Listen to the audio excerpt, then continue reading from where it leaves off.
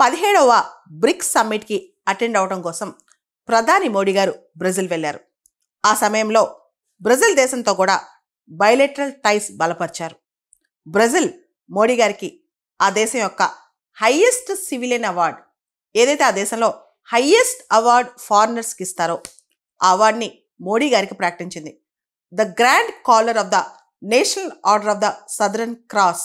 ఈ award Brazil president Lula da Silva Modi గారికి ప్రకటించారు.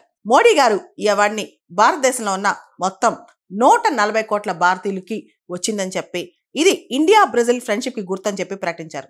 మొత్తం మోడీ గారు 5 నేషన్ టూర్లో ఉన్నారు. ఈ 5 దేశాల్లో 3 దేశాలు మోడీ గారికి హైయెస్ట్ అవార్డ్స్ ఇచ్చాయి. ఒకటి ఘనా వాళ్ళు, office of the order of the star of Ghana award. రెండోది ట్రినిడాడ్ అండ్ టొబాగో, ఈ దేశం వాళ్ళు the order of the republic of Trinidad and Tobago. మూడోది బ్రెజిల్ దేశం వాళ్ళు grand collar of the national order of the southern cross అని చెప్పి. మొత్తం మన ప్రధాని మోడీ గారికి ప్రపంచవ్యాప్తంగా చూసుకుంటే ఇది అత్యున్నత పురస్కారాల్లో 26వ పురస్కారం. మొత్తం ఇప్పుడు ఆయనకి ఇతర దేశాల నుంచి 26 హైయెస్ట్ అవార్డ్స్ వచ్చాయన్నమాట. ఆ దేశాల యొక్క అత్యున్నత పురస్కారాలు వచ్చాయి. ఇది 26వ పురస్కారం అని చెప్పొచ్చు.